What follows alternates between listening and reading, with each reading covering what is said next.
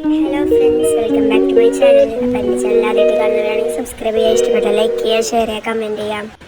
അപ്പം ഞാനിന്ന് വന്നിട്ടുള്ളത് എൻ്റെ രാവിലത്തെ റൂട്ടീനായിട്ടാണ്, ഫുഡ് പ്രിപ്പറേഷൻ. അപ്പം ആദ്യം തന്നെ രാവിലെ എണിച്ചിട്ട് ഉള്ളടിക്കലും കാര്യങ്ങളൊക്കെ തുടങ്ങുന്നതിന് മുമ്പ് ഞാൻ ഈ അരി ഇടും. ഇത് പത്തലിന് വേണ്ടിയിട്ടുള്ള അരിയാണ്. അപ്പോൾ കുഞ്ഞുങ്ങൾക്ക് സ്കൂളിൽ പോകുമ്പോൾ വേണമല്ലോ, അപ്പോൾ ഞാൻ അരിച്ചിട്ടാണ് ചുടല്, പൊടിയിൽ ഇതാക്കല്ല.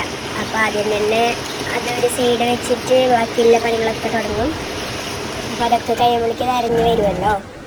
അപ്പോൾ ഇത് നന്നായി അരിഞ്ഞ് വരുന്നുണ്ട്. നമ്മൾ അരിച്ചിട്ട് ചുടുന്ന പത്തലിന് വേറെ തന്നെ ഒരു ടേസ്റ്റാണ്. പൊടിയുണ്ടെങ്കിൽ നമുക്ക് അത്ര ഇതായില്ല, ഫീലായില്ല.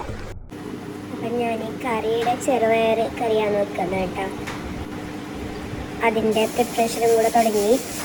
തേങ്ങ ഇട്ടിട്ടാണ്, തേങ്ങ അരച്ച് ഇതാക്കിയിട്ടാണ് ചെറുപയർ ഇതാക്കുന്നത്. അപ്പം അതും കൂടെ ഒരു ഭാഗത്തൂടെ നടക്കുന്നുണ്ട്. അപ്പം നമ്മുടെ പത്തലിൻ്റെ പുട്ട് റെഡിയായി എന്നത്.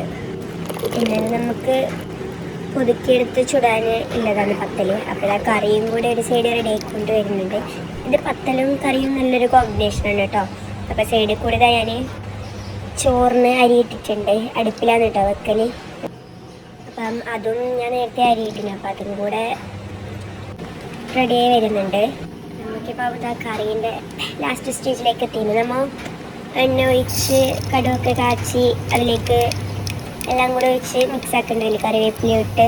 നല്ല അടിപൊളി ടേസ്റ്റാണ് കേട്ടോ. എല്ലാവരും ട്രൈ ചെയ്ത് നോക്കണം.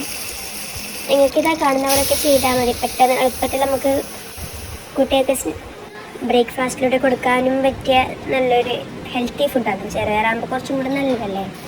എല്ലാവരും ഒന്ന് ട്രൈ ചെയ്ത് നോക്കാം.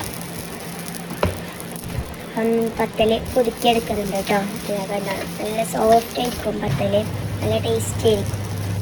അപ്പം പത്തലും കൂടെ ചുട്ട് കഴിഞ്ഞെങ്കിൽ ബ്രേക്ക്ഫാസ്റ്റിൻ്റെ പണിയൊക്കെ ഏകദേശം റെഡിയായി. പിന്നെ ലഞ്ചിൻ്റെ പ്രിപ്പറേഷൻ ആയിരിക്കും.